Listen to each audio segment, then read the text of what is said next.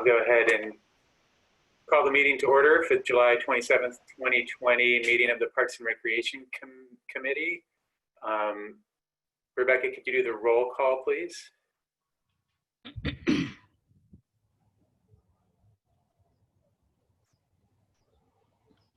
Oh, I think you're on mute. There we go. Yes. Commissioner Brown? Here. Commissioner Elson? Here. Commissioner Miles? Commissioner Miles is muted. I think she's frozen. Oh, okay. She is in attendance. She's here. Commissioner Ravazio? Here. And you have Commissioner McPherson. I'm checking to see if she's on the attendees column. I do not see her yet. Vice Chair Janowski? Here. Chair Blomgren? Here. And you missed me. Yes. Phipps. I'm here. Oh, I thought I called you. Okay. Here. Sorry about that. Okay, so moving to item 2 on the agenda for this evening is open time for public comment. And this is for comments from the public on items that are not on the agenda for this evening. Are there any comments out there listening or via email? We've not received any emailed public comments for open time, just for other items on the agenda. Okay. Checking for raised hands. I am not seeing any raised hands at this time. Okay, thank you. Moving on to item 3, which is an introduction to community gardens by Lauren Klein, who is from the UC Cooperative Extension Marin Community Garden Program Coordinator. So take it away, Lauren. Thank you. Is the volume okay? Yeah. Okay. So I'm looking to screen share. Do you see the green button on the bottom of the screen? Yeah, I'm just getting click on that. rid of a couple other windows. Thank you.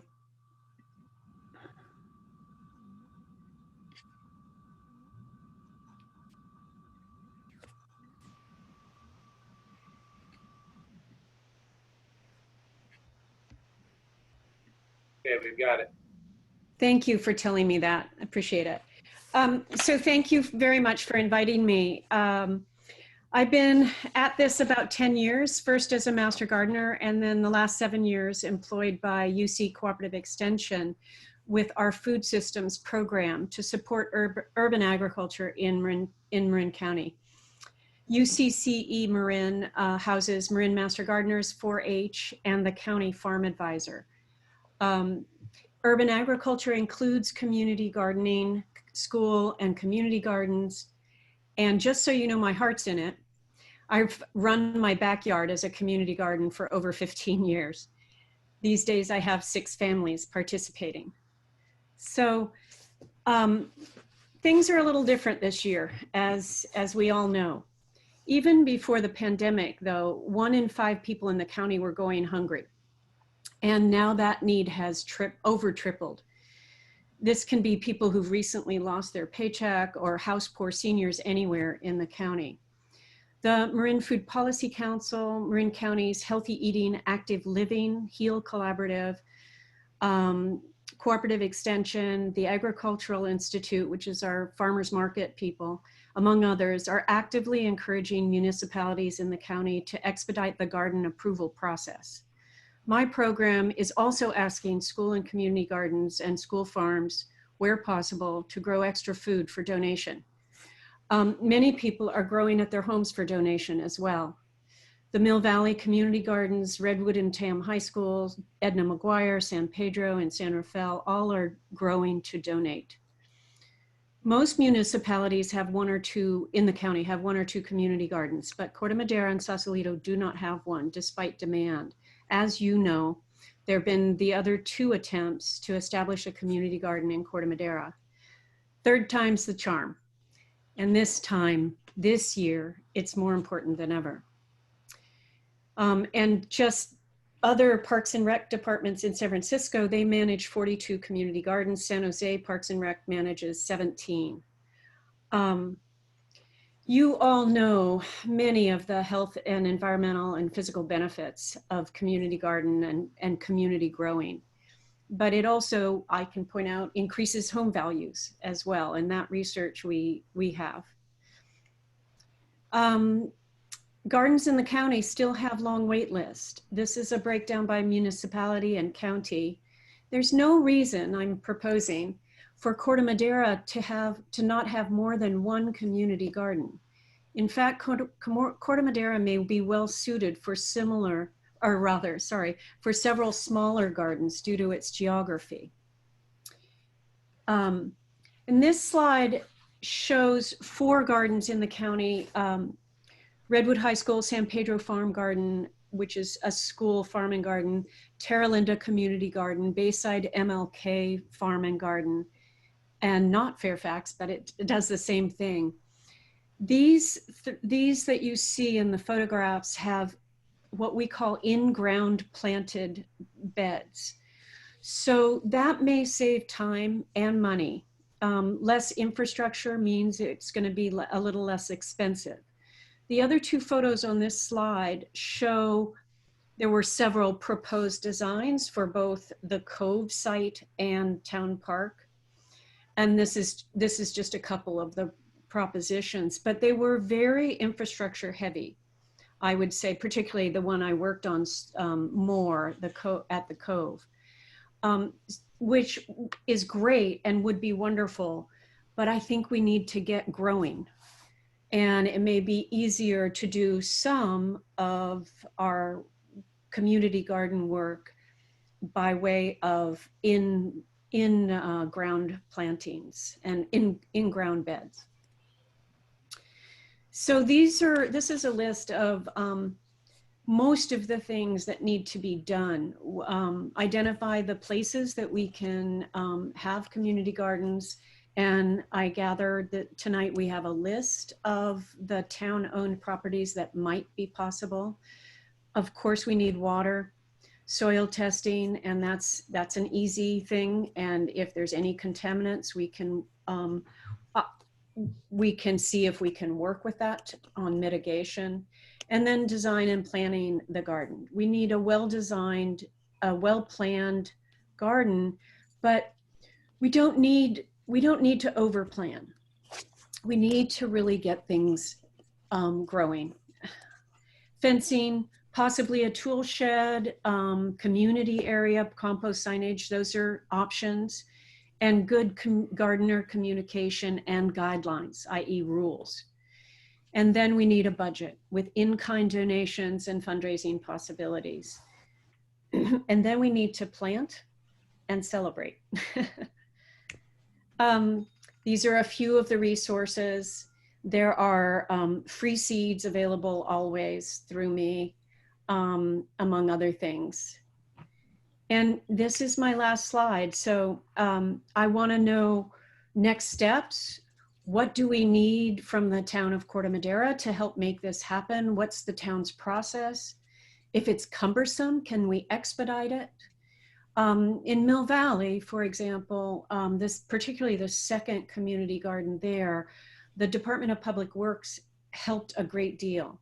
Could DPW help here? And then let's set a date for our next meeting. I'm open for questions and discussion. And I think I have a few more minutes. Thank you.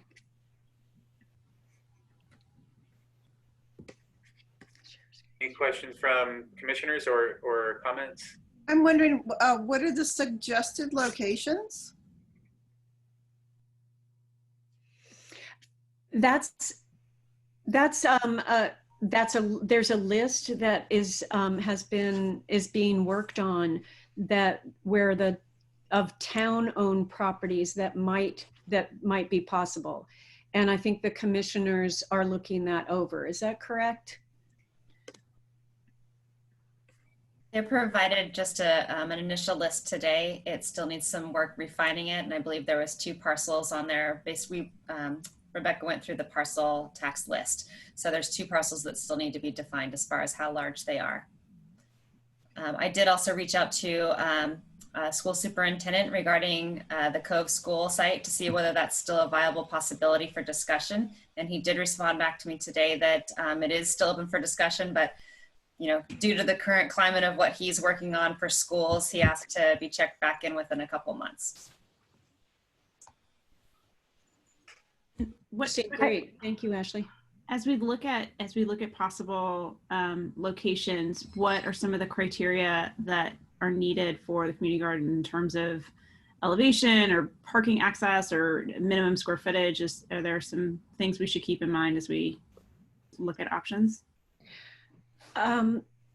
Commissioner Miles, was that from you? Yes. Thank you.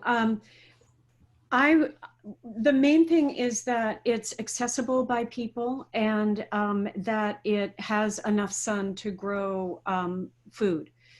It may be that if we do raised beds or we divide up the plots, that's the normal procedure for community gardens. Mm-hmm. Some people who lease their plot may choose to grow ornamentals, so that we're not married to food, but the need is so great that I suspect people will want to do that.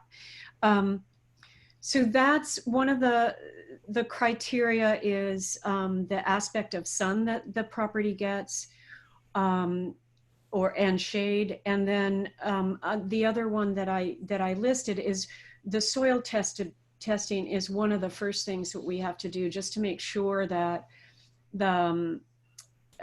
we're looking at a property that is going to be good for growing and not contaminated. Mm-hmm.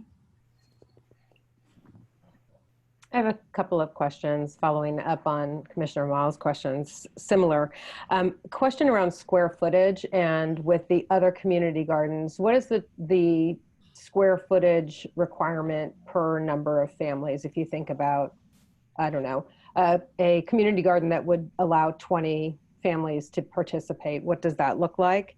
And then I just want to follow up on something else that you said, which was around participants leasing a spot. And what does that look like? Is it really a pay to play kind of environment in other municipalities, or how are participants chosen, considering that demand is probably higher than supply?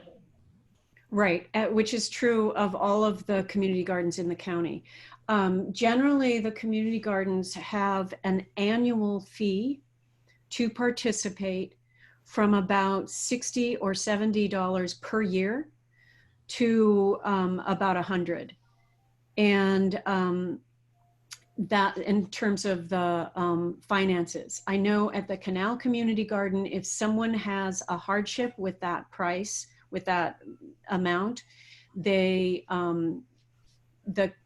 garden management committee considers a break. So as far as square footage, there's not a requirement per se. Every community garden is really different. Terra Linda community garden plots are very big.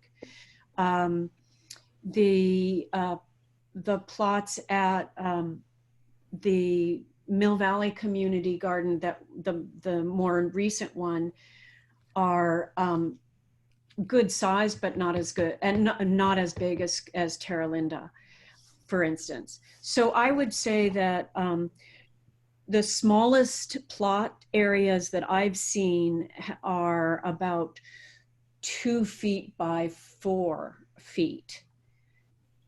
But it would be, 3 by 6 would be much better. There's no requirement. You can do it in any shape you want. You can do it, as I said, raised beds, in ground. The older community gardens in the county, Fairfax, I'm sure you're very familiar with Larkspur, but many of them started as in ground and then they built some raised beds. We are talking, Fairfax was probably began 35 years ago. Mhm.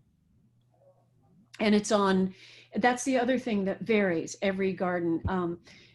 Fairfax is on the library property.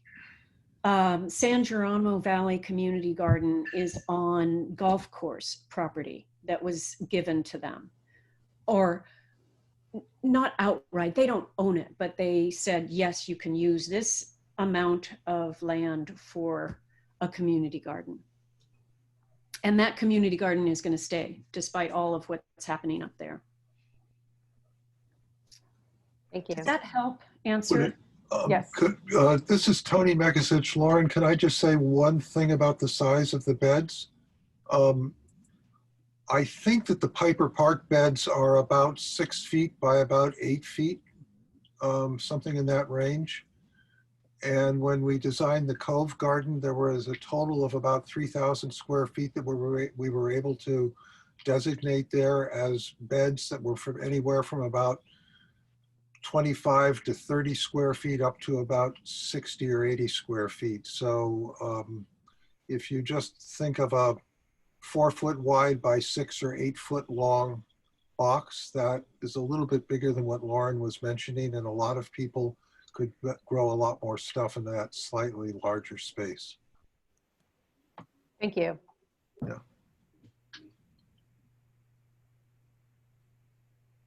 Are you done, Louise? I have a couple questions. This is Pat. Hi, Lauren. It's nice to actually meet you on a screen. Yeah. It was Lauren's and my conversation that sort of led to her coming here, and so we're sort of the commission is not at all, many of them not really caught up on the explorations that have been done in the past and what was going on. So this is really the first really see at this as a concept, and I really like what Lauren is doing, which is saying, let's do it simply, let's start small, let's get something going so that the community can prove to itself that this is something worth investing in, and then maybe we can take it farther. And Ashley, I know you've had some, I'd love to hear from you more, because I know you've had some experience with gardens, and I think when I first mentioned it to you, you said, oh, there's been some, problems and things. It's a difficult thing to do. So I'm wondering, is Parks and Rec the right organization for this to happen through? Is that normally in other communities in Marin? Has it really come through Parks and Rec, or does it go another route? We do have some great civic organizations, the Beautification Committee, the Corte Madera Community Foundation. So I think we should have a discussion about, is this the right project? Can we do something simple? And then how do we fund it? How much does it kind of cost to get it started? And could we do a community fundraising effort that really might help gauge whether or not there's support for it? I mean, if we do an announcement that we're trying to do a garden and we say we need to raise $10,000, if we don't get any donations, then maybe the demands, I don't know. I don't know. How do we go up? I guess I got a lot of questions. How do we go about getting things going from here, I guess, is my question. But I would also like to hear from Ashley about her thoughts on the Parks and Rec role and all of that. My recommendation to the commission would be to consider first reaching out to the community and doing a needs assessment and seeing who might be interested. I think if you figure out how many people might be interested in it and where they happen to be living, and whether that plays into sites that you're going to evaluate for potential further research, whether it be on the east side or the west side of Corte Madera, would be something to consider. And it's an interesting point that you brought up with, maybe having one of the other committees be responsible for the development and management of a community garden. I think that Corte Madera is very unique with the strength of the Community Foundation and the Beautification Committee, and it'd be interesting to see, reaching out to them, what their interest level might be. I think in my observation, most of the times in communities, it's run through Parks and Recreation. Yeah. And what is the amount of effort and time and staff involved with Piper Park? Since that's sort of, we're Twin Cities and we're kind of wanting to work with them. Can you give us any parameters from what's happening over at Piper? I can. Piper Park is one of those unique model gardens, in my perspective, reaching out to their department staff when I was managing the canal garden for Cedar Fell. They have an amazing structure of volunteerism, and they have a hierarchy set up by people who have been there for long term since the garden even started in some cases. And they've got exceptional communication, and everybody has great accountability. It's been the diamond in the rough in my discussions with other parks and recreation agencies. Because it runs well and Yeah. it's, so would it be possible to get them to assist us in setting up something in Corte Madera, do you think? Or, I mean, if they've got a good model that works and they might be willing to help mentor a new group in Corte Madera, does that? I did reach out to them on a couple occasions, and they're happy to help. I think it's really, you can set up a foundation. It just is really up to the individuals unique to those positions. And I think they've got amazing individuals in that organizational chart for volunteerism. Mm-hmm. If we could clone them, it would be amazing. So, well, you know what I'm thinking, there's probably just as good of volunteers right here in Corte Madera. We just need to find them. So how do we do that? You said reach out to the community just through the normal, like the Community Chronicles thing on a Friday, or do a Survey Monkey, or what do we do to find out whether or not the community wants this to happen? Yeah, I think you could reach out through social media, do a Survey Monkey, and have that link go through our Friday newsletters. And then I think word of mouth is going to be the strongest if you know people that are interested.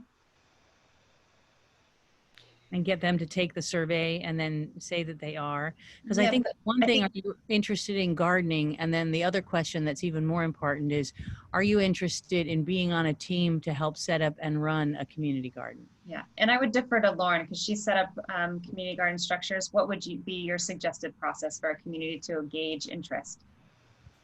Well,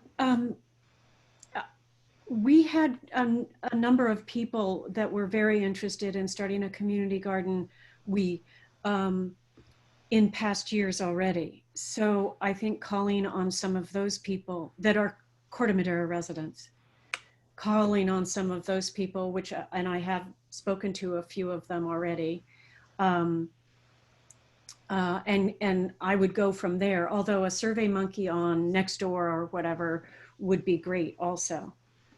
That would give. That's an easy thing to do, right? I mean, that's a pretty. So who would write that? Do you want to write that, Lauren or Ashley? You know, I mean, if it's going to come, it'll come from the town. Do you think, Ashley, or should it come from? That's a good question. I think I defer to the commission on what they would prefer. So yeah, I mean, we can do that. As you all may not know that I am not a resident of Corte Madera. I'm a resident of Mill Valley, just personally. So just to know that. But there are quite a few residents of Corte Madera who have been interested, and we've worked together on these past projects. And I think that perhaps I could volunteer them. No, I could talk to some of them and work on a survey that goes out from a resident on Nextdoor, for instance. Ashley, was that what you were thinking?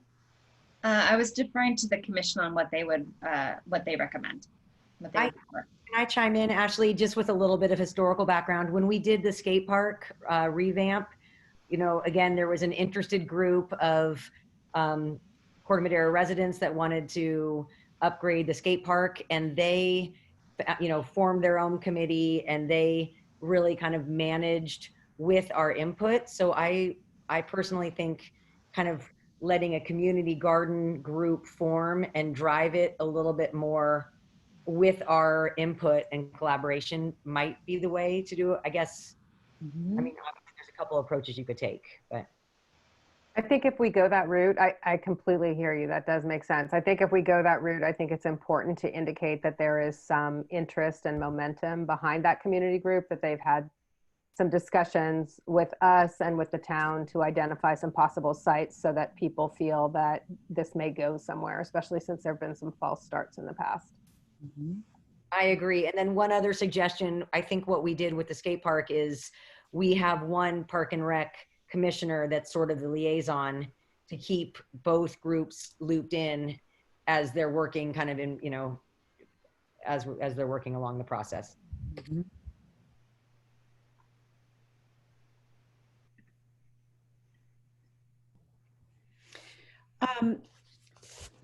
I think you may know, I believe there was even a 501c3 created in the first attempt for the community garden in Town Park. And I know that I think several of you know Glenda Corning, who helped a great deal on the Cove site.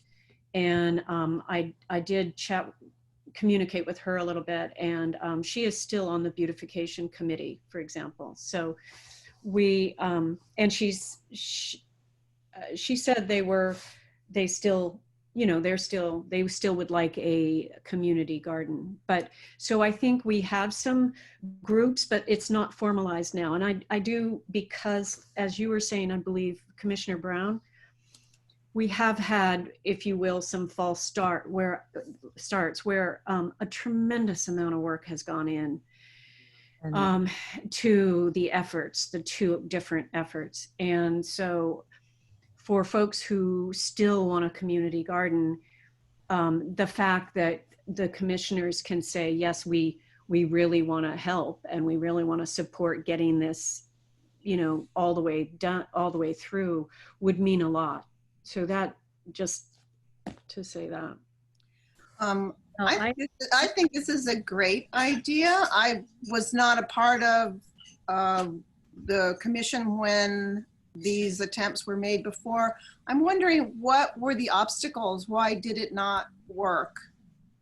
I kind of was involved, not fully involved, but kind of watching what happened. And definitely the case in Town Park came down to a question of aesthetics and also density of use of the park.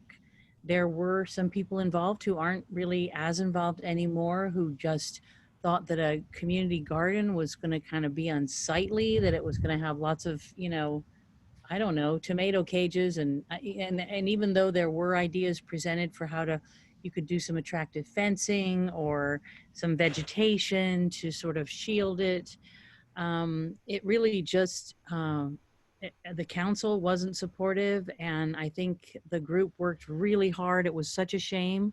I thought it was a beautiful presentation and a good idea, but I think the groundwork wasn't laid right. And I think that's what, if we're going to do it again, what you're talking about doing now makes a lot of sense, to really get the community, find out if we've got a substantial enough number of people, and then do some preliminary talking. I mean, the site is really important. I don't think Town Park is a good location for a community garden. I think anybody who's been there recently can see that in these times it's getting whole new uses. There's lots more people using the parks now than have been the case in the past.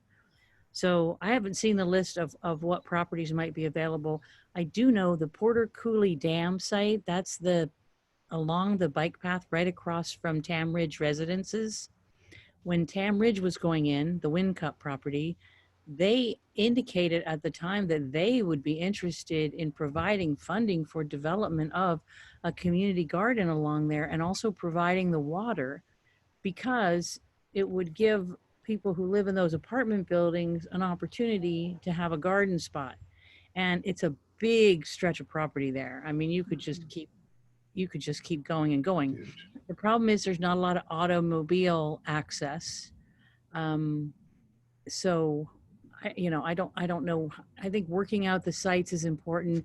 And I just think, before we get people disappointed again, we just got to make sure that we've got the buy-in down the road, so that it won't get killed again. Because I think right now we might be kind of twice burned, thrice shy, or whatever that saying is. So, but I do support it, and I would love to see it go even further. I'd love to see the town of Corte Madera creating the Skidmore, Owings, and Merrill proposal for the pedestrian overpass wanted to put fruit orchards in all that open space down there, so we could harvest fruit for the community. And I would go that far with it, but I know I'm not probably in the majority on that. So anyway, that's my thought. I'm totally supportive, but I don't want to do anything to get people all excited again and then have it not happen. We got to figure out a way to do it right this time. May I make a recommendation to the commission? Mm-hmm. Is that I think that the discussion of Vice Chair's suggestion of having a commissioner be a liaison is a great one. And I think even taking it a little bit further as we're discussing the master plan process, maybe it would be great to have the same commissioner that happens to be on a subcommittee of the master planning process also be a liaison to any communication about community gardens, because it might be something that we could fold into further discussion and community engagement opportunities for that. So do the gardens as part of the overall long-term planning for the... At least have a conversation when you're meeting with creating public meetings. Mhm. You're going to have a captive audience. You can ask them there. Yeah, well, we know our public meetings aren't really going to be open public meetings anymore.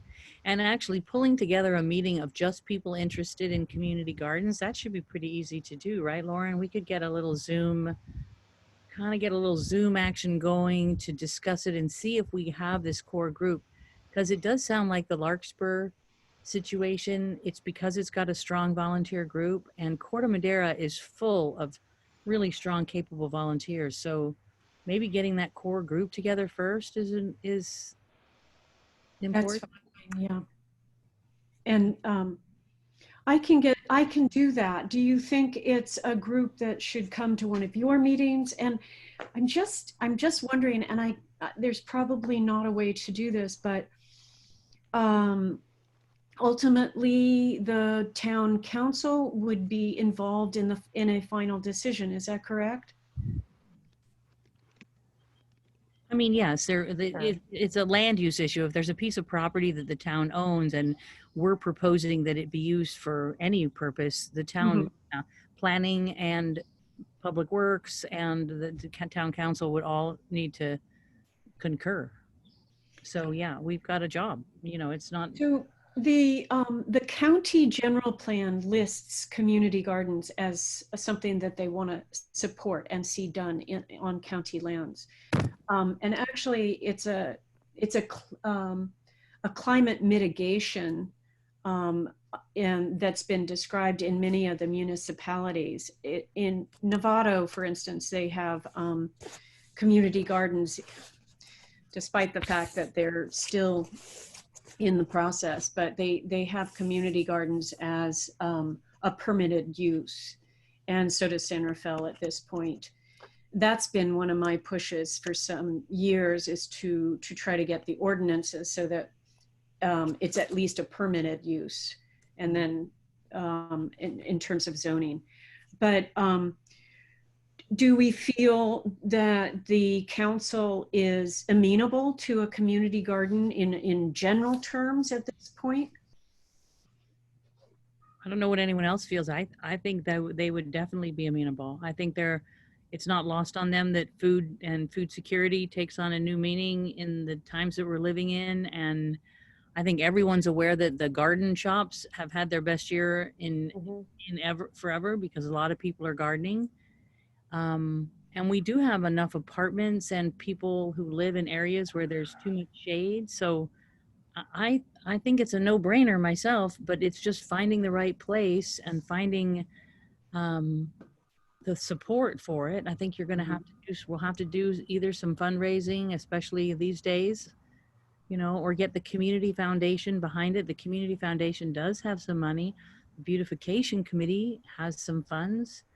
And, you know, quite frankly, I think the beautification committee might, I mean, if they would take it on, they kind of need something sort of new and exciting. You know, the hanging baskets are they're done, and the median strips are done, and they don't really have any big projects now. So if they would take it on, and Glenda's definitely, I was at the meeting last week of the beautification committee, and Glenda's definitely a leader of that group. So that would be a really nice way to build some grassroots support through them. Or there's the Lions Club, there's the Women's Club. There's a lot of organizations here that you could go around and talk to, or we can go together. I'm happy to go with you and see if there are people in those organizations who, you know, want to make it their vocation. I mean, it's a vocation, right? To run a community garden. It takes time to do it right. And Yeah, Excuse me, commissioners, I don't mean to interrupt, but I just, from my perspective, I think it would make sense that once you sort of put the word out and got input back from the community about who and how many and what we're looking at, it would make sense to have a presentation to the council first, since the last time this came up, it was 2016, and 4 out of the 5 new council members were seated in 2018 or later. So they have not weighed in on this as a unit at this point. It hasn't been on their work plans.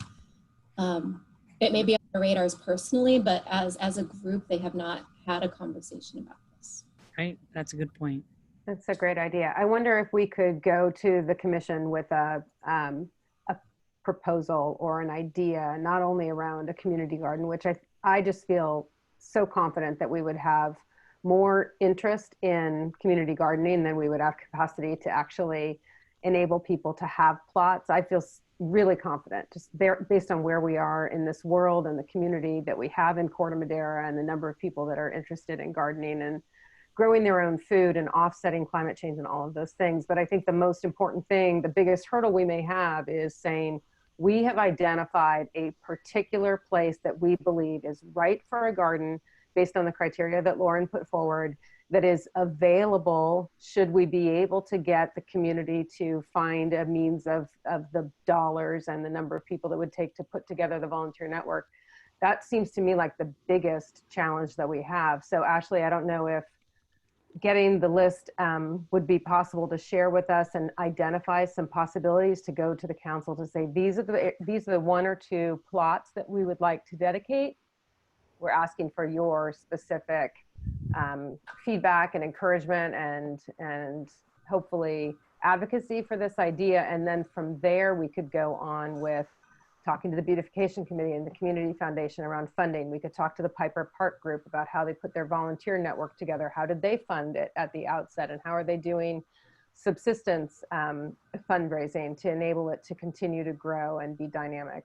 But you know, we've got to say as a committee and as a town that we are so committed to making this happen. If the community is committed, that we have a place that we're holding in the name of a community garden.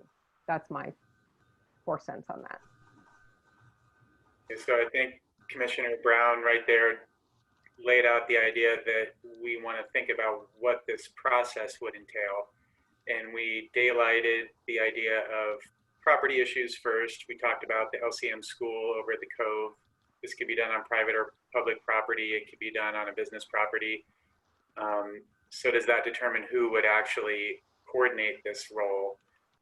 Director Howe suggested that other communities, the Parks and Rec director does have some control or oversight of this. And I don't know if you were stepping up to offer to do it here, but you were asking whether you should put out a survey. But I think Commissioner Brown's point is good, that perhaps you could just have a conversation, Ashley, with town council members or the mayor and ask them, if we were to find some interest from the people and if we were to find a piece of property, could this go somewhere? Because I think the last thing we want to do is put out a survey, get a bunch of interest, and then find out the town council doesn't want to do this right now.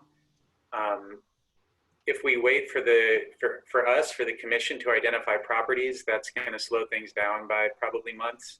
So perhaps if you just feel it out and give us an update at our next meeting of whether this sounds like it's possible. And in the meantime, I think in the agenda for tonight's meeting, we all got a copy of all the town properties.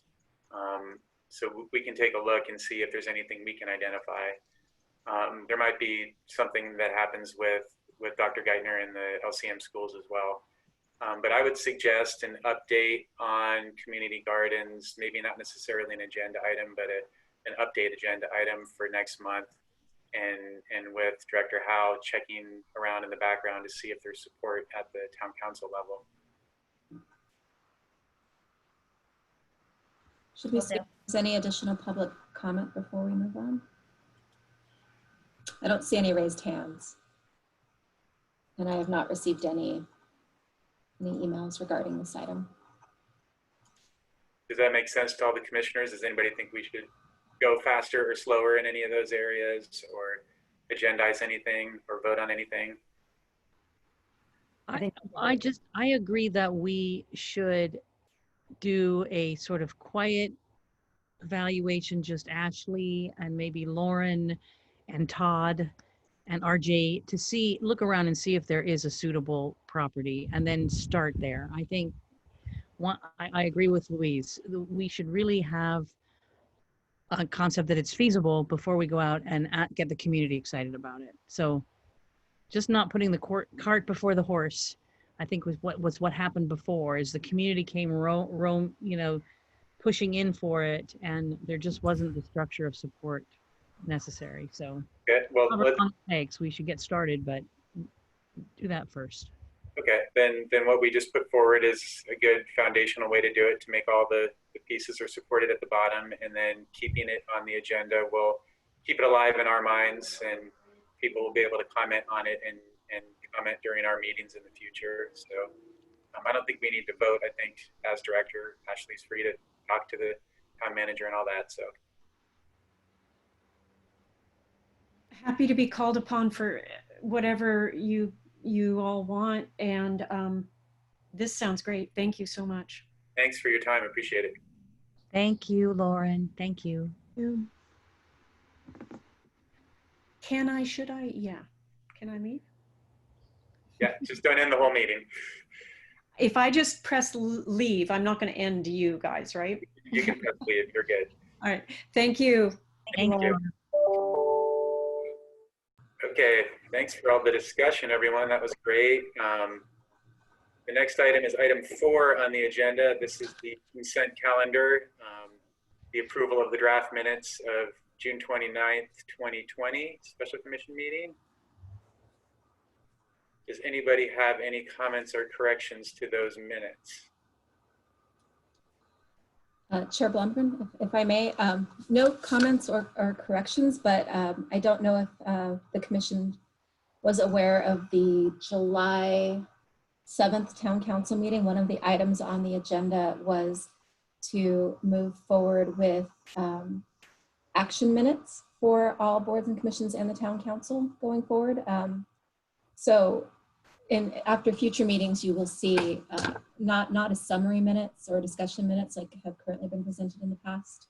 They would just be action minutes stating the action taken, the person who made the motion, the commissioner who made the second, and a very brief, less detailed than what you've previously received in the past. So I just wanted to let you know that going forward, the minutes will look a little different. Okay. So does that mean that if we don't take excuse me, Chair, does that mean that if we don't actually take a vote on something that it wouldn't appear in the minutes? That there wouldn't be notes of conversations and things like that? It would more be just summaries of things that we actually took action on? Well, for example, the presentation that you just received would be noted that a presentation was presented, who presented the presentation, where the presentation could be viewed. But it wouldn't summarize the presentation. Okay. And then the conversation afterwards, the same? Correct. It would just say discussion occurred. Direction was given. And it's all recorded on video, so. Correct. It is all recorded on video now, and we can get transcripts of the videos and the meetings very easily should anyone wish to see a transcript. And we're also looking to moving to a new agenda management tool. And one of the criteria that we're looking for is something that would closed caption the video proceedings, where a closed caption summary could be downloaded after the fact as well. So there will be other opportunities to read summaries of minutes without, the issue came up because our budgeted line item for minutes across all boards and commissions was $36,000. So it was a budgetary concern, but we wanted to share that with you in case you didn't know that the discussion and the decision had happened. Great, thank you. Thank you. Okay, so for the June 29th, 2020 minutes, are there any comments or corrections? And if not, is there a motion to approve?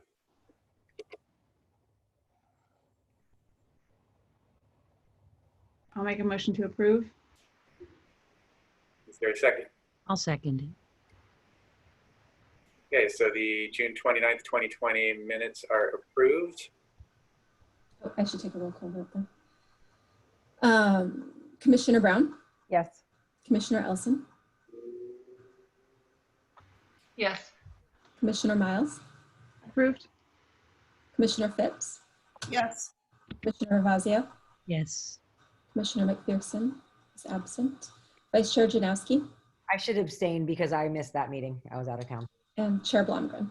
Yes. Thank you.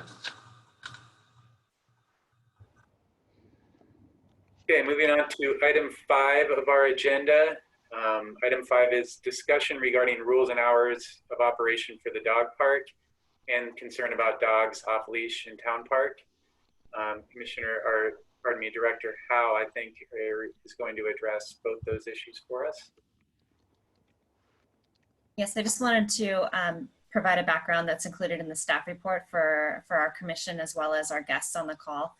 At the May 18th, 2020 Parks and Recreation Commission, the commission reviewed the approved and proposed rules for the Corte Madera Dog Park to be located in Town Park. And those rules are attached and temporarily posted at the dog park facility. Staff notes that the commission also recommended that the dog park operation hours be posted on the separate signage, so in case those needed modification. And then at the direction after the June 29th meeting, the Parks and Recreation Commission agreed that staff suggested soliciting a community feedback for the first month of operation. So that was the opening from June 29th until today, to determine a plan for addressing and the reporting of infractions and monitoring facility for general compliance with dog park rules. And that was a reminder that we were trying to make sure that the new facilities that we're presenting to the community not only functionally worked well, but our policies were going to be adhered to. We were going back and forth on what phone number to list so that people could report infractions. It was at the request of the Central Marin Police Authority that a non-police phone number be listed on there to be consistent with Piper Park and San Anselmo, which they both under their jurisdiction. And they were suggesting either a town phone number or a Parks and Recreation phone number, but they wouldn't have access necessarily to immediate feedback at either one of those lines. So this is something that we wanted to kind of table, see how the conversation was going at the dog park within the first month, and then come back and see whether anything needed to be refined or if we had a designated phone number in mind to list on there before going forward with permanent signage. So my recommended action to the commission is to review and discuss community feedback submitted regarding the general compliance with dog park rules since the official opening on June 29th and concerns regarding dogs off leash in town park. Staff recommends 1, outlining options for addressing the reporting of infractions at the dog park and greater town park area. Discuss any revisions to existing dog park operation hours or rules. 3, pursue renderings of permanent signage pending any revisions. And 4, provides additional direction for staff as needed. And also included in the staff report is the sign that we had posted at the dog park facility to solicit feedback that we also shared on Facebook. And all all the feedback was directed to the Parks and Recreation Department via phone number, and then also we've received things through email. And then summary community feedback is also included on page 2 of the staff report. And that's feedback collected between June 30th and July 23 when I prepared this staff report for the commission's review. I do want to note that overall comments were really positive and favorable for the dog park. And so I only included the constructive feedback in this summary.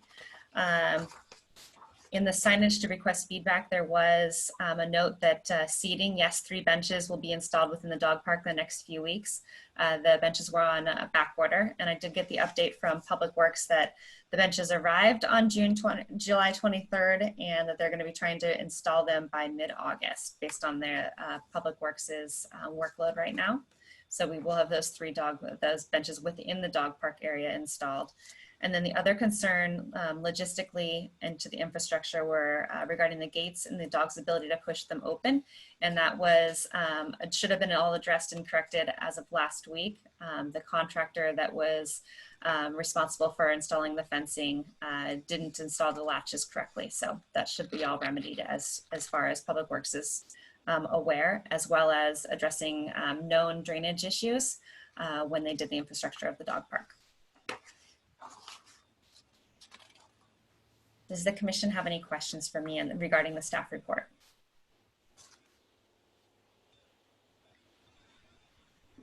I do. I have one question. So the problems that we've been having with dogs outside of the park, outside of the dog park, running on off leash, is that included in this? I am so sorry. I did not get to read this whole staff report.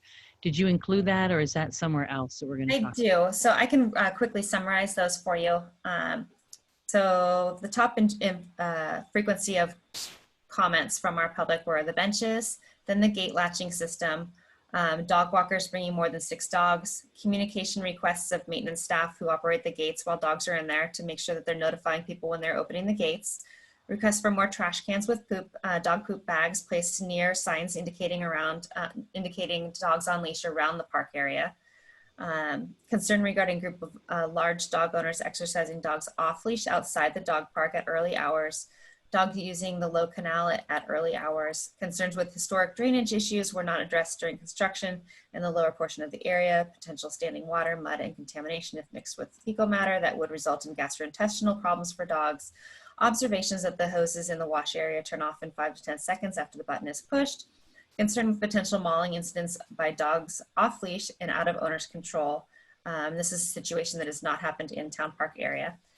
Concern with owners not cleaning up after off-leash dogs. Observation that a sign indicating that dogs must be on leash was removed and not replaced at the rail path between Montecito and Willow Tunnel intersection at the law, and that the law is not enforced in that area. And requests for bigger, more explicit signage, more frequently posted throughout the public areas. If signs are vandalized or removed, they need to be immediately replaced. We need a postcard sent to every resident explaining the law, the leash law, and the repercussions if they're disobeyed, and that this town law applies to all residents and visitors, not just individual interpretation. And the final request was that abusers be ticketed, and that increasing scale of punishment for repeat violations be considered. Thank you. Thank you to Director Howe for your level of attention to this issue of dogs in the dog park and outside the dog park. As she said, this was originally an item on the agenda from last month to this month in order to update us about the operation of the dog park itself. But I would suggest the issues of in-park dog use and in-dog park dog use are intertwined enough that we should address them together. After all, somebody's going to be using the park to get their dogs to the dog park. And I would suggest that in the future, we have this as a recurring agenda item. I know there's a lot of interest in the community about this issue, and it's going to evolve. I'm looking forward to hearing from some of the folks who are out there tonight who want to talk about this issue. But my suggestion would be to keep it for the time being as a standing agenda item for dogs in the park in general, and then we can talk about in the park and outside the dog park separately during those updates.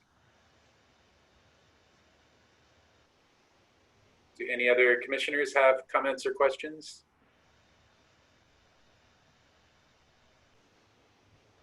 Would we have a chance to talk after we get public comment? Or to give feedback? For public comment this evening? I'm just saying, would we have a chance to have a further discussion tonight after we hear from the public? Yes. Typically, before you receive public comment is your chance as commissioners to ask clarifying questions of staff, and then you receive public comment, and then you deliberate after receiving public comment and having your questions answered. Okay. That sounds good. Then I'll hold off until after. I would like to note that that our town manager has confirmed that there will be a business item for discussion with the intent to potentially amend the ordinance at their August 18th meeting. Do you know how they would amend the ordinance? Have they talked about that? It's open for discussion. They're looking for recommendations from us? Yes. There would be a discussion item on the agenda for August 18th, and then any amendments to the ordinance would be brought forward at a later date. Okay. So Ashley, do you have some options for us? I mean, is it something where we want to have a fine, or is it something where we need to press for a more emergency type of response to a phone call, or is a message, leaving a message, going to be I mean, I'm not sure what we're actually trying to figure out here. Do we have choices on what we do? Sure. And then at the end of the last commission meeting on June 29th, staff was asked to solicit sample of policies and practices for enforcement related to dog parks and off-leash exercises. And so far, I haven't received a ton of them, but I am going back out to pursue more of those for examples. Some of those already include defining the length of a leash and designating a fine after a set number of reported and corroborated infractions. There's a series of ways to corroborate it and how many people need to corroborate somebody that's violating, continues to violate the policies.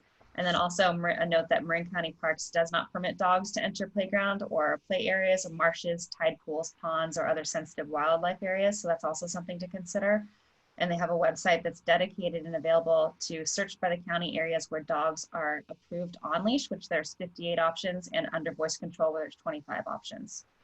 And staff will continue to solicit feedback through member agencies of the California Parks and Recreation Society, and then designated and affiliated Facebook groups and internet research.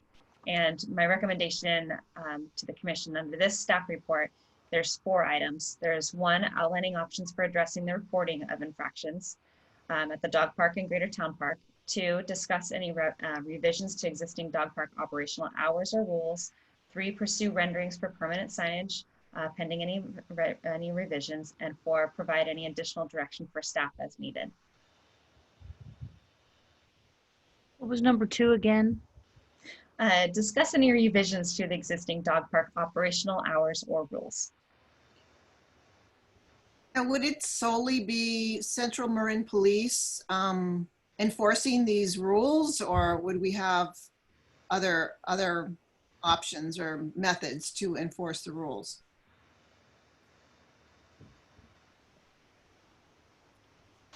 It's a good question. I don't have an answer for you. My research so far has come back with just a variety of options. Generally, it's law enforcement.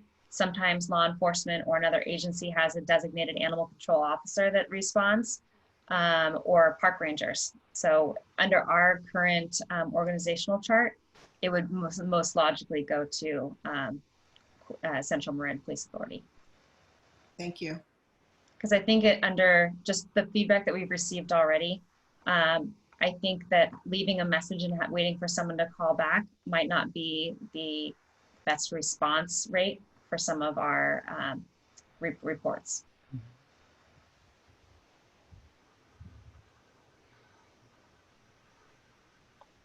So we're in agreement that Central Marin Police is probably the agency that needs to be enforcing this, but they've requested that their number not be the one listed.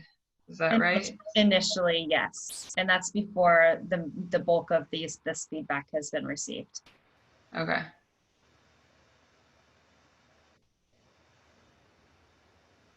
I think it's clear that they would like it if we as a commission and as a community and a town could make this dog use and dog park work without their involvement. I'm sure they have lots of other priorities. I think they have 43 sworn officers for the entirety of Corte Madera, Larkspur, and San Anselmo, and that's pretty thin as it is. And so I think we should certainly lean on ourselves first before leaning on anyone else for enforcement.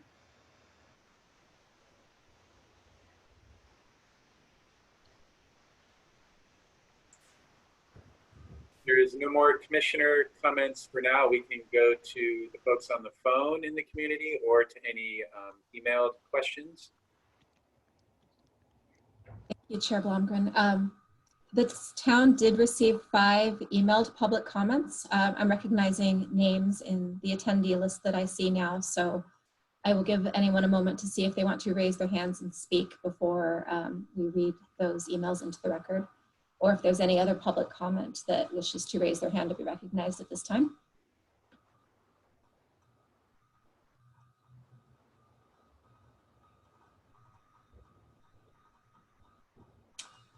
Thank you.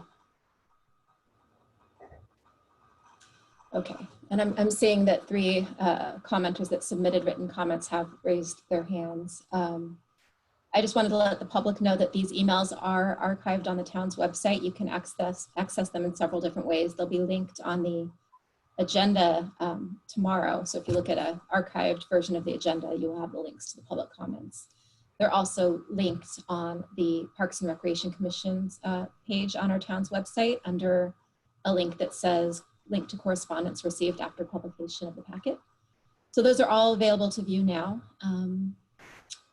And we can call on those who have raised their hands in the order that they raised them. And if anyone else wishes to raise their hands, do so. James Jordan, I am unmuting you. And then let me start the timer.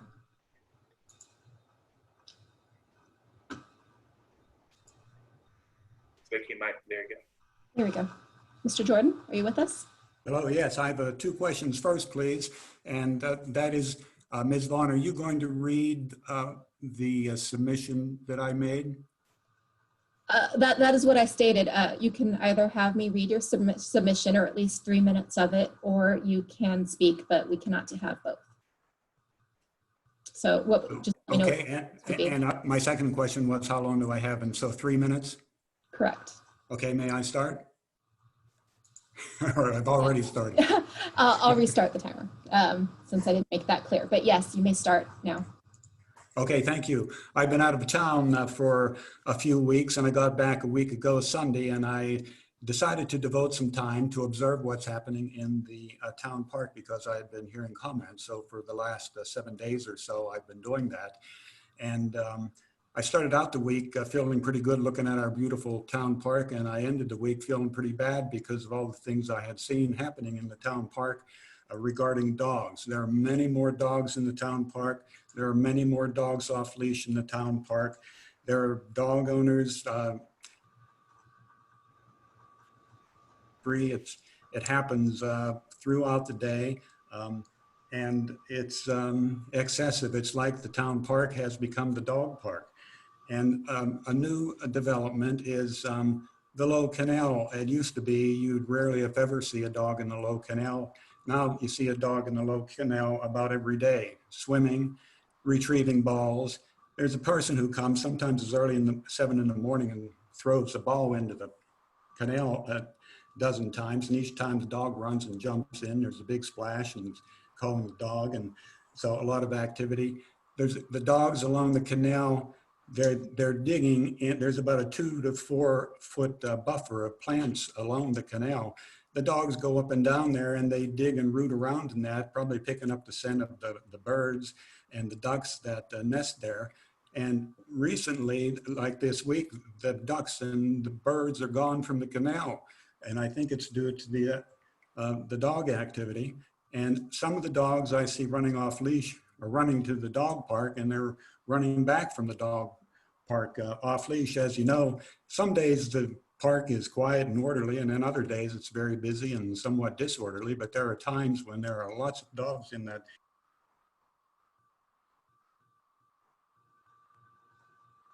Uh-oh. It just disappeared from the list. Yes, I believe we lost him. He does have just slightly over a minute left in his comments, so possibly if he does rejoin the meeting, we can take his call again, but his comments are available on the town website for people to view.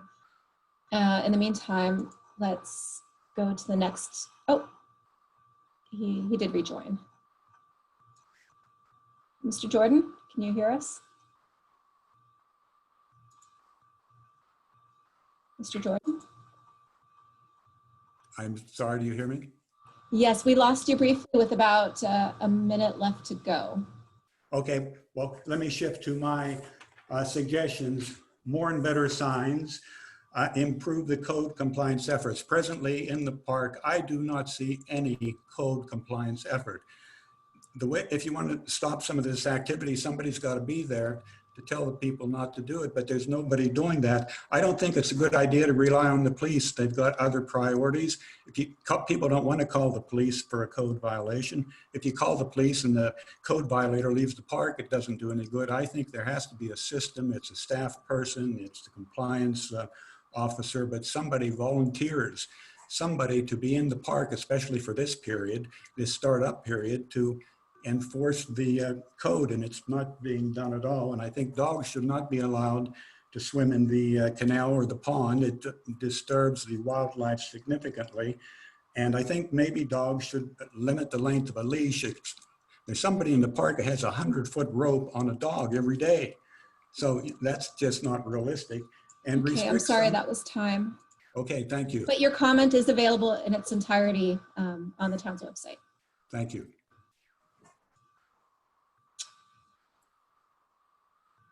Okay, Mr. Davis, are you able to hear us? John Davis? Yes, can you hear me? Hello? Yes. Okay, great. Okay, Sorry. I will start the timer for you now that Okay. you can hear us. Okay. Thank you. Okay, my connection's a little spotty. It's telling me, so I apologize if I go in and out. If we lose you, we'll rejoin. Okay, thank you. I am the famous dog owner who takes my dog to the park every morning. And I started doing so prior to the pandemic, before school hours. We were going very early. We'd go in the middle of the soccer field where we could see anyone coming and keep our dogs far away from anyone else. I've managed to get my now 13-month-old dog under voice control. I also have a shock collar for her. I have push button control over my dog, and she doesn't need a leash to be well behaved or to be safe. That being said, and I believe we should be investigating some options for dog owners who have their dogs under control. I have a lot of suggestions and suggestions and things we can look into for that. As far as my dog being on a 100-foot leash, she's used to running in an open field. I keep her away from people. I've never had a problem with her, except there has been one owner who did not like my dog being in the water. He accosted me one afternoon and sort of spoke up very angrily over his fence, saying, "Can I get your dog out of the water? You know, I don't want to be." He says, "I don't want to be an asshole, but." And I said, "Well, as far as I know, this is public land or public space, and it's okay for my dog to be in the water." He started filming me, and he has recorded me, video recorded me every day since, as far as I know. He has basically harassed me and called the police and made all kinds of accusations, which are some founded and most unfounded. The founded ones are, I have let my dog off leash in the park. I'd be the first person. I'd be horrified if my dog hurt or threatened anyone. I work hard I'm very responsible in that way. I'm irresponsible as far as not believing the leash law is a good one. I understand why it's there. I would like to suggest that we discuss some way of distinguishing good dog owners and responsible dog owners from those that are not responsible. Because when I go to the park, like Mr. Jordan does, I see dozens of very responsible dog owners bringing their dogs down to the park off leash. They'll come to a corner of the park, they'll throw a ball for 15 minutes and they'll leave. Or, you know, and so most dog owners are responsible. I actually know some who are not, and I know that they need to be dealt with, but I think there are other ways than punishing all dogs and dog owners. That's kind of the background. I have suggestions that we look at other laws, what other cities are doing across the country. Rockville. That would be time. Okay, thank you. And again, your comment is on the website in its entirety. Thank you. And will be linked on the draft archived version of the agenda. And commissioners, the link that I sent you earlier is to the archive where I post all public comment received after the agenda. So you have that available to you to look through now or anytime. Next commenter with their hand up is Joel DeVilbus. Mr. DeVilbus, can you hear me? I can. Are you able to hear me? Yes. Okay. I will reset the timer and then start it for you. You are good. I submitted some written comments, but I'll just read a couple of points from that I think are the key points. I want to start by saying I'm a dog owner. I love dogs. What you've done with the dog park, I fully support. I love seeing people responsibly using the dog park. So well done on that. I think it's a great addition to our community. So keep up the good work there. I've lived at this location along Corte Madera Town Park and along the Low Canal for 18 years. And only recently have I seen dogs off leash in Corte Madera Town Park becoming a problem. I think this is a major safety concern for people. I think dogs off leash and dogs on 100-foot ropes presents a nuisance to the other people that are trying to use the park and to the neighbors. Dogs splashing in the Low Canal at any hours of the day is very disruptive to the neighbors and the other park goers. I just don't see how reasonably someone can assume that standing in a 200-foot diameter circle and carving that out for their own personal use is respectful of their fellow park goers and of the community. Dogs swimming in the canal is a major problem for the wildlife, as Jim Jordan pointed out earlier. I would ask that the Park and Rec Commission work with the town council to tighten up the leash laws and restrict them to something reasonable, 6 to 10 feet. And we need to tighten up an ordinance and keep dogs out of the Low Canal, the High Canal, and the Park Lagoon. I think that's really it. Thank you again for your hard work in getting the dog park built. And I would ask that you find ways to increase enforcement in an era where we are trying to find ways for the police department to be lifted of the burden of these small infractions. Maybe consider a town code enforcement officer to be more present in the park. That's it. Thank you. Thank you. I'll stop the timer. And then I have 2 other comments received by email, and since they have not put their hands up, I'll go ahead and read them into the record.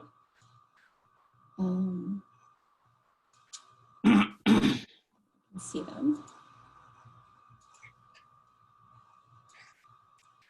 Just a moment, please. Okay, the first one is from Jake Straight. Looks like you have one other hand up.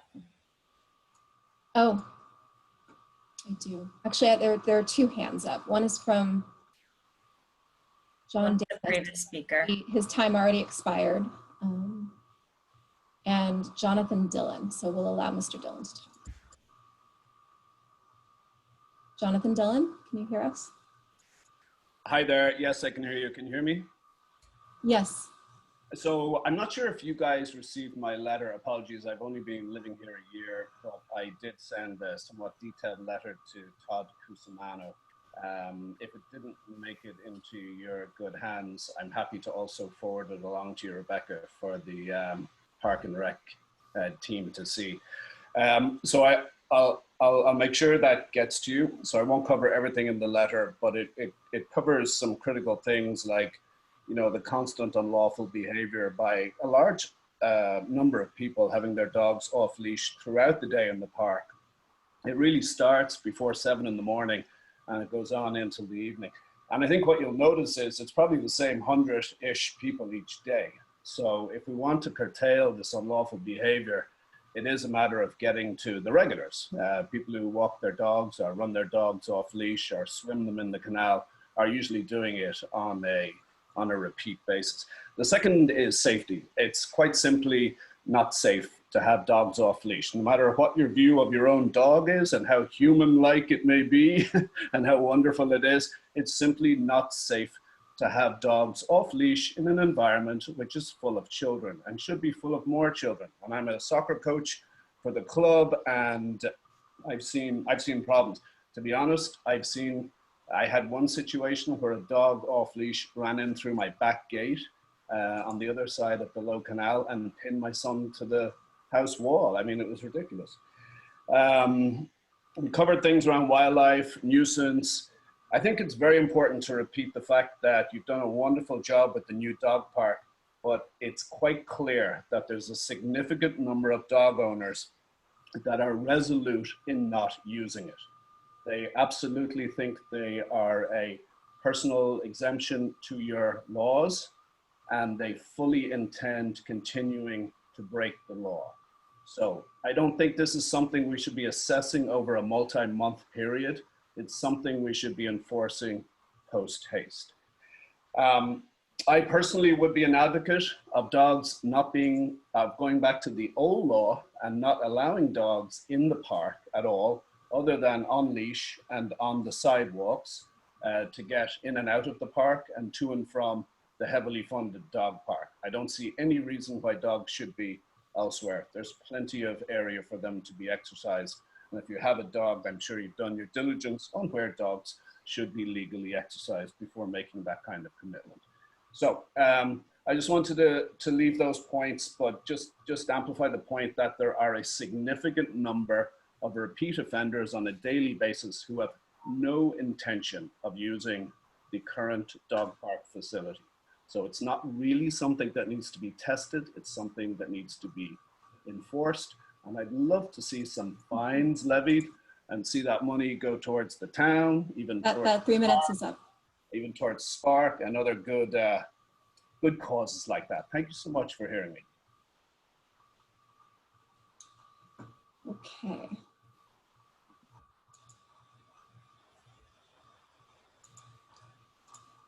All right, now I will continue with the 2 emails that I was going to read.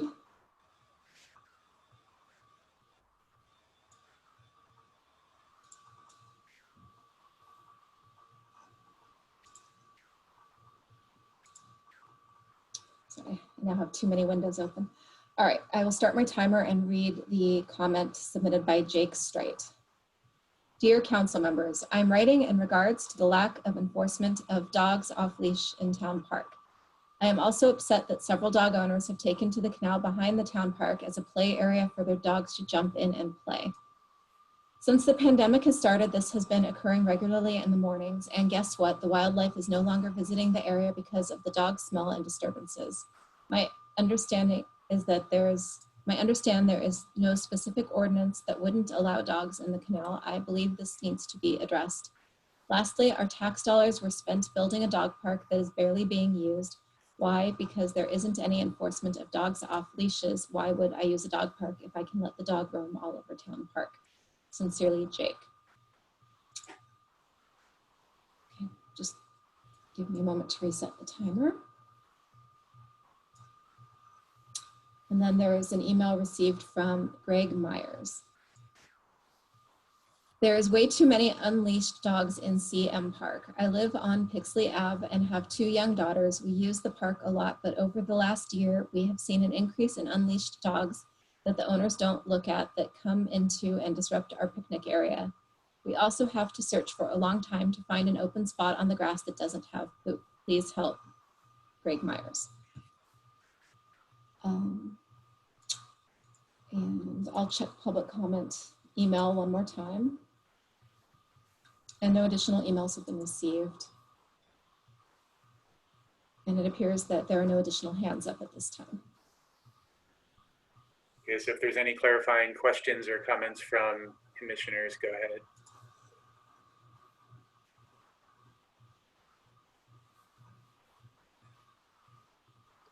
Comments or questions?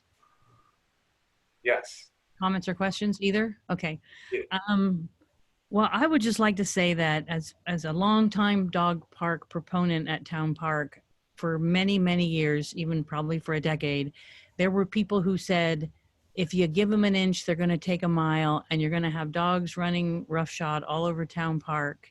And I thought differently. I thought that if we provided a good, fairly decent size, and it is a decent sized dog park, you can throw a tennis ball as far as you can throw it for your dog and still have them get some exercise. I thought if we did that, that we would get the cooperation of dog owners. And it sounds like for the most part we have. I have gone to the dog park several times and talked to people, and they are enjoying it, and there haven't been any issues that I've heard of from people who go there regularly. So the dog park is working, but I strongly support an ordinance that the dogs cannot go in the water, that the leash laws must be paid attention to or there will be fines, and there should be a maximum leash length. I think 10 feet's a little short. I think 15 feet would be maximum.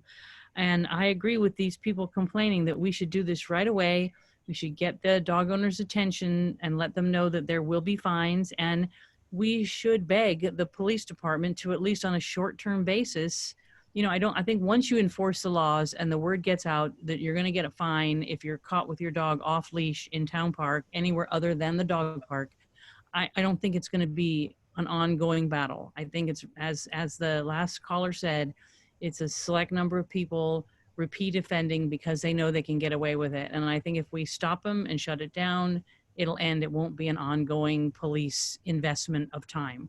But I do think we should insist that the police department help us, and that we first put up better signs, stronger signs that say, you know, leash laws will be enforced, and signs that say dogs may not be in the low canal, the pond, or the high canal, and get an ordinance passed and do it quickly so that we cannot, I don't want to see this suddenly turn into a big battle because there are a few people who insist on breaking the rules. So that's where I stand.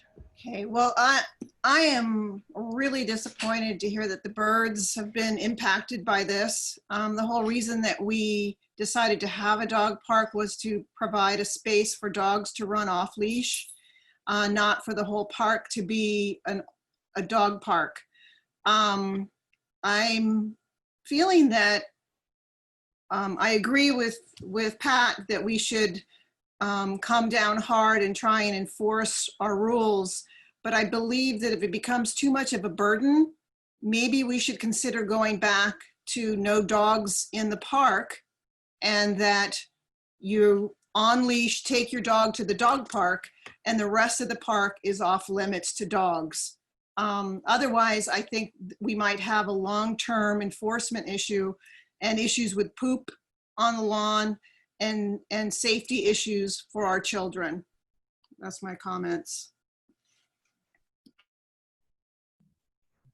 I would also agree, as a person who is a strong proponent of the dog park, and I like Pat, thought, you know, of course, people will use, you know, if we give them a dog park, we're less likely to have dogs off leash in the park. So, you know, having witnessed it, I'm disappointed at how far folks will go. I think that we put these rules in place, rightly or wrongly, to support the community and in response to what the greater community needs. And if we have people who are breaking it, there are giving permission to break other rules without the community that we have in place. And so what we need to do is kind of work together as a community to ensure that the safety and respect for everybody to use the space adequately. And that was the intention with having a dog park, was a place for dog owners to take their dogs off leash, so that other parts of the park could be reserved and safe for other things.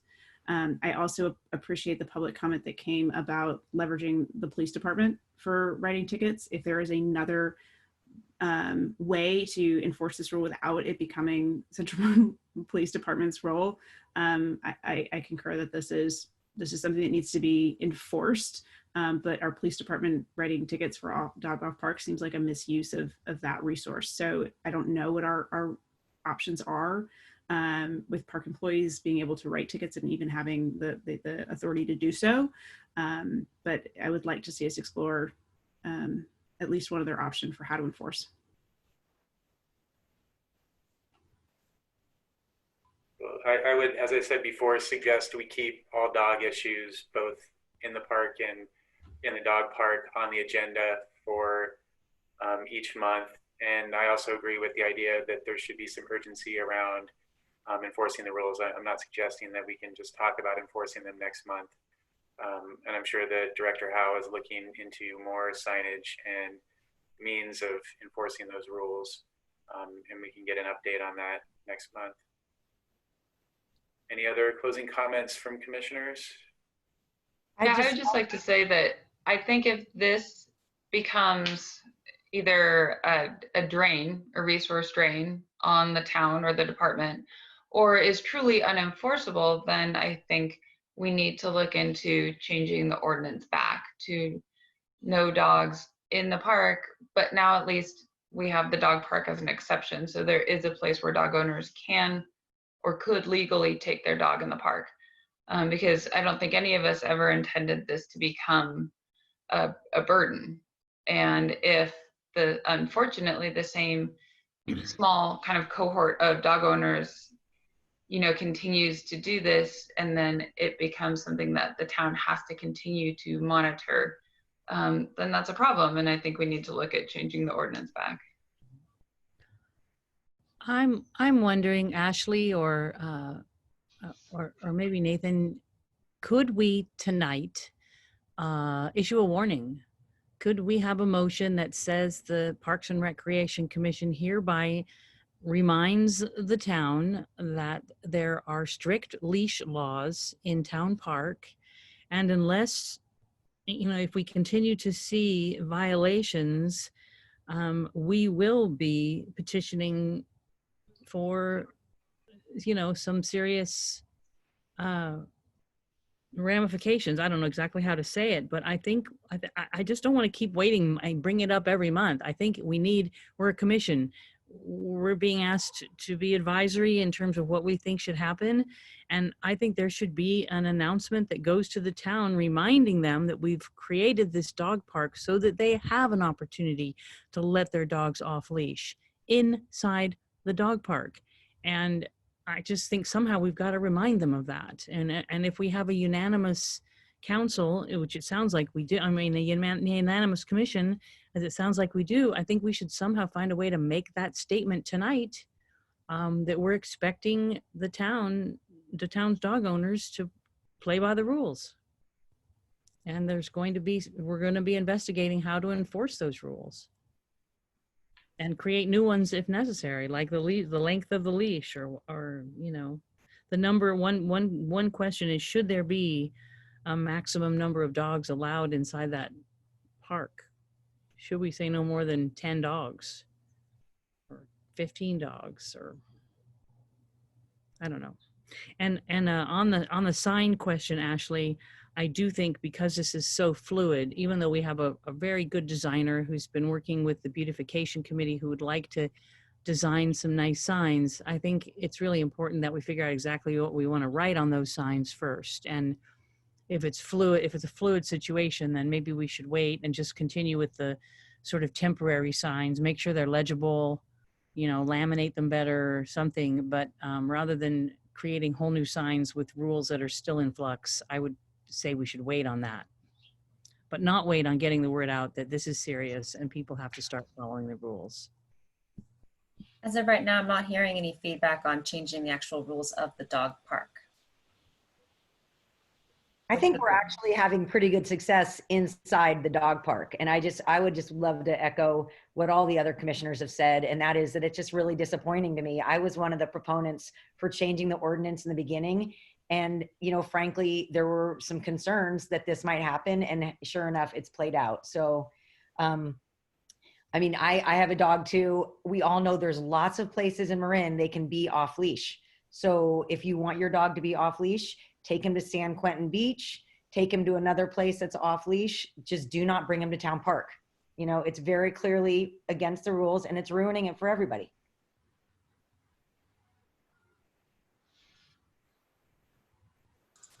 Chair Blomgren, if I may give some background on the action that the council took last year, since it was somewhat different than other ordinances. I've got 2 pages open right now. One is ordinance number 984, which changed the section prohibiting animals in public parks to say except dogs on leash. And the second part of that clause says that subject to section 8.04.020, dogs are permitted in those public park areas that may be designated by town council by resolution.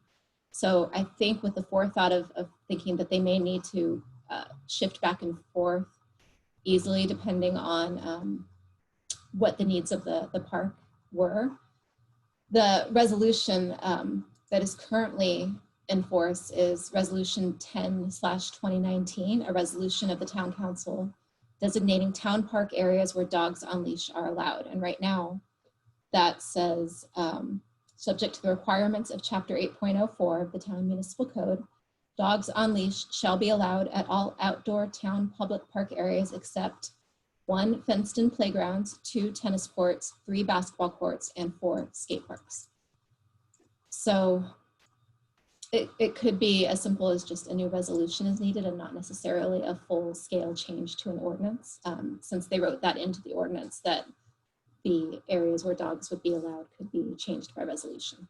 So we'll look into that. Staff will look into that, but it may not involve a change to the ordinance unless you want to go farther than what is in the current ordinance and talk about leash lengths or number of dogs or other aspects. And I can send you the links to where those 2 documents are on the website for you to review later. Thank you. So any other closing comments on this issue from commissioners before we move on?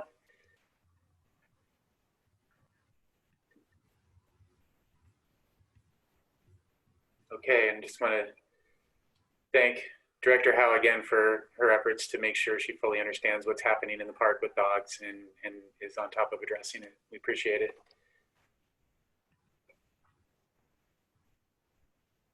Okay, we're going to move on to item number 6 on the agenda. That's the staff update and commissioner reports.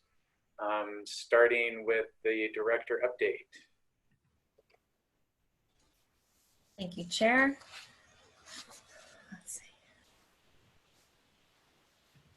Starting with the updates on our weekly communication outreach, and this is to generally our senior and intergenerational participants or past participants. Staff made 93 calls the week of July 20th, that's last week. 4 people asked to be removed from the list and 2 were added. 2 requests for assistance, let's see. And we actually, thanks to Julie with the Chamber of Commerce, connected us with Nothing Bundt Cakes for donations. And we were able to brighten the days of 10 of our callers, 5 one week and 5 the next week, by delivering them a handwritten note that said smiles are more infectious than COVID, with 3 little Bundt cakes, all perfectly stacked by Nothing Bundt Cakes and decorated. And we took a couple of pictures of our first week delivery recipients and included those in the weekly newsletter from Town Hall. And we really made the days of 10 people over 2 weeks. And so to continue on with that, we've purchased Just Thinking of You cards. So when our staff are making these calls weekly to generally our seniors, if they feel that there are anybody that could really use an extra pick-me-up, they take the lead and the initiative to just make a little note that shows, a personal connection, and they've got that weekly call. And then both the staff look forward to making that call the next week and seeing if they received it, but also to follow up because they're really building relationships with members of our community, which is truly valuable on both sides. We only had 2 voicemails on the support line last week. One was to be removed from the call list, and the other was for asking for assistance from encroaching blackberries from town property, and they were connected with code enforcement, and somebody from Town Hall would be calling them back. So both of those were resolved. Camp 2020 update for everyone. Registration, we had 2 sessions. So to remind you that camp this year is under 3-week sessions per the County of Marin guidelines. The first week we had a group of 16, so it was divided into 2 camp cohorts. And today started our second and final camp session that will run from the 27th through August, August 14th, and we've got 18. So we've got really great groups. So it's nice to have the 2 controlled groups that are, again, operating out of Neil Cummins School, doing a lot of outdoor activities. They're with our best and most experienced staff. So hopefully they're all having a wonderful experience, and we're just happy to be able to operate under these conditions. We are still working on the memorial plaque and bench policy, and per the mayor's suggestion, we also are adding a tree element to that. So I'm in the process of soliciting feedback along with enforcing dog park and off-leash rules from colleagues throughout the state of California and nationwide for suggestions on programs that work well that we can model off of, as well as things that maybe are collective challenges. Some of the things that are holding up our process is making sure that we have designated sites so that we can determine what the site preparation fee and expense of staff time is going to be, as well as a uniform bench, which I believe Public Works has already established, and also some plaque examples and what the plaque parameters are going to be. And it's right now it's the challenge of trying to figure out how much an actual cost would be. So when people submit an application, not only does that application need to be updated and modernized a bit for streamlining, but it's hard to determine how much their site-specific request is going to cost. So we want to make it as easy as possible for our implementation as well as our customer experience. So it is taking longer.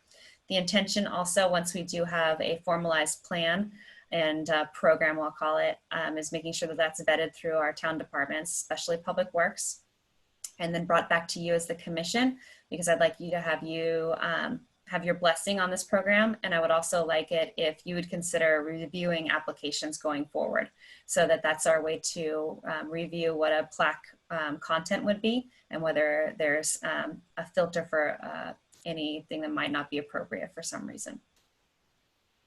And that's the update on the memorial plaque, bench, and tree policy.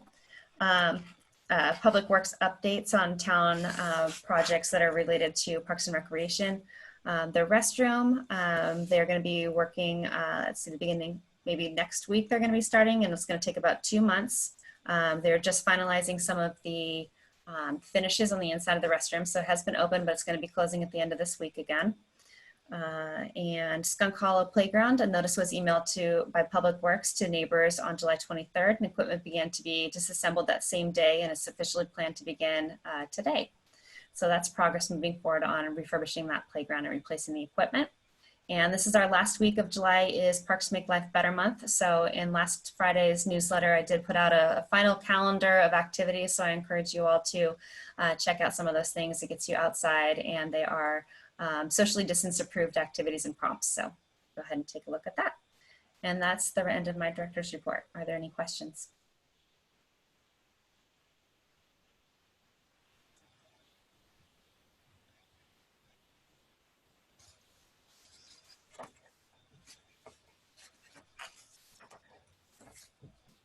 Sherry, I believe you're still muted. Thank you. If there's no comments from commissioners, we can check and see if there's any comments from the public on the items just discussed.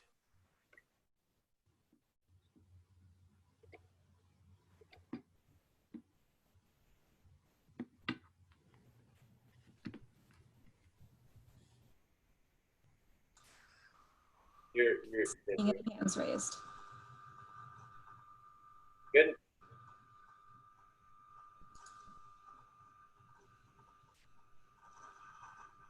Okay, moving on to commissioner reports. Vice Chair Janowski was not at the July 7th meeting, but Assistant Town Manager Vaughn mentioned some of the items from that meeting. Are there any other Parks and Rec information from Town Council that we need to be aware of? I did make a presentation on Parks Make Life Better, and so they did proclaim July as Parks Makes Life Better. We agree.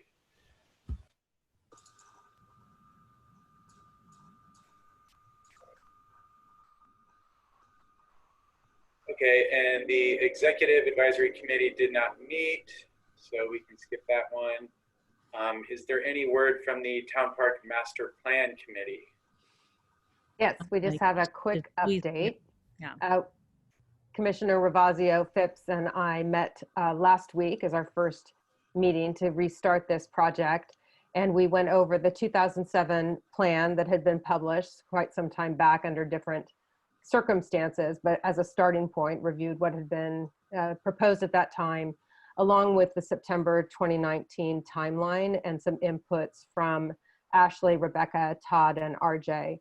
And from here, our plan is to spend the next couple of months meeting with staff to talk more about how we're going to approach this project and gain both the input from the community and evaluate the ideas to come up with a new plan. And we're going to come back to this group, the commission, in September with our new timeline for the master plan. The final thing that we are going to be looking at as we go forward is considering whether or not we should be engaging with an exterior or an outside consultant to help us with this work. So we'll come back with a recommendation on that as well in September to the broader commission. Thank you. That's very heartening to hear. Any comments or questions from commissioners? Just one thing I would like to add. One thing that Louise brought up that I thought was really helpful is that the whole commission should really be part of some visioning, thinking, and planning up front, so that instead of just going to the community and saying, hey, what do you want in Town Park? We think it would be much more helpful for us to go with a vision. That, for example, the 2007 plan was really elaborate. It was a $35 million rebuild of Town Park. And I think we need to come to some agreements early on about, you know, are we going to approach this more modestly? Are we going to try to retrofit and reuse and make, I don't want to say make do, because to me it's better, less is more in this case. I don't think we want turf. I don't think we want, you know, perfectly manicured lawns that never get wet. I just think that that's too much for where we are, and it's not necessarily desirable for what is a small town community park. And I think it's a great idea for us as a whole commission to be doing some thinking about what we see needed in Town Park, what we don't want to see in Town Park, so that when we start moving forward, we're kind of testing some hypotheses rather than just opening it up for wild ideas that never really coalesce into anything. So it's more of a taking one step forward with the conceptualizing at the same time that we're going to the community, if that makes sense. Thank you. Other comments, questions?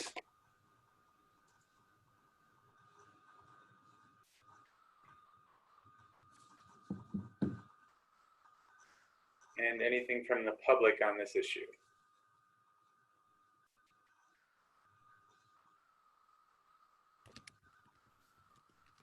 I'm seeing no raised hands. Okay, so the final item under agenda item number 6 is individual commissioner updates. So if any commissioners have observations or comments they want to make about Parks and Rec in general, please do so. Two things, if I could. One is that Allison Bricker is a very talented local designer who has volunteered to help the beautification committee with some signs for Menke Park, and is also volunteering now to give us some really nice professional design for any and all signs we need. She's really willing to be a resource for the town. And what she's offered to do is come up with sort of a uniform look where we sort of choose a typeface and we have some basic parameters for what we want our signs to look like, so that the east side of town looks like the west side of town and Town Park looks like San Clemente Park, and we start getting a uniform landscape going. And I just want to throw that out there, that it is a resource, it's available, and if she does really sign on and start doing some great work, I think it would be nice to also eventually pay her something if we can. But she is willing to work pro bono, at least up front.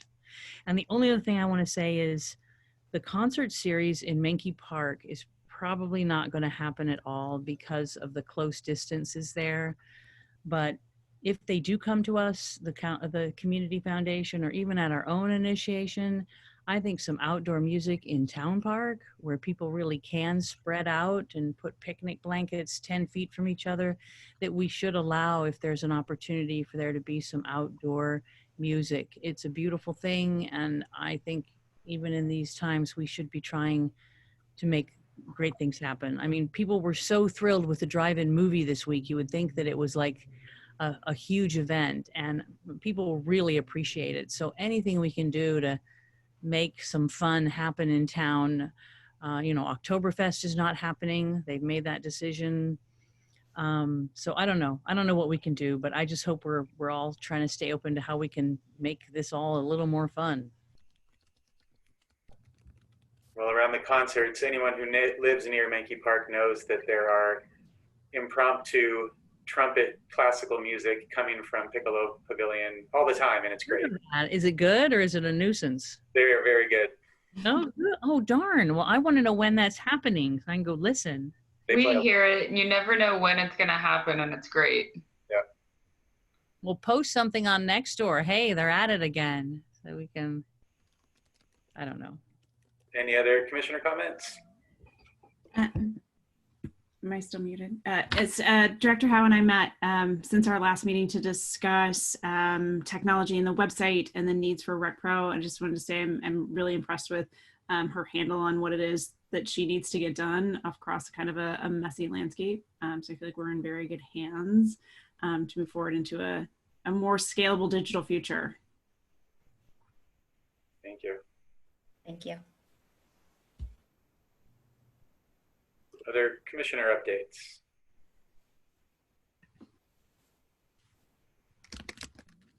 Okay, well, we will move on to item number 7, routine and other matters. This is a discussion of potential future agenda items.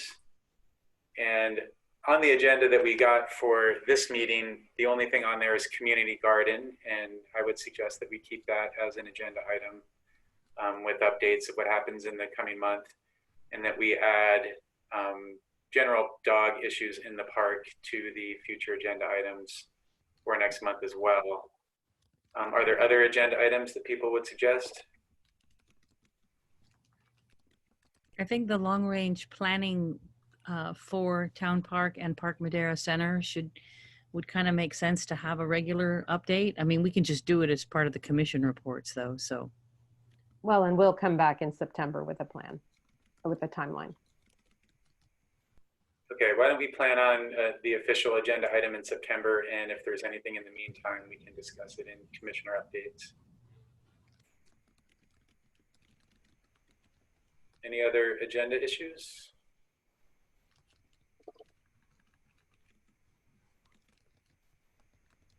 Okay, and agenda item 7B is items for yearly review, and July is our vacation month. There's nothing up for yearly review in July, so this is our one break during the year. As a forward-looking for this list, for August, our item for yearly review for August is an update of commission goals. I've been on the commission for a few years, and I think it's been helpful to look at commission goals as far as long-term planning, but also just a reaffirmation of what our role is and how we work with Director Howe, and the way we do our process for notifications and approvals, and make sure we all have a firm understanding of what actually needs a vote or doesn't, or what needs our endorsement or does not. So we can stew on that and talk about that at next month's meeting.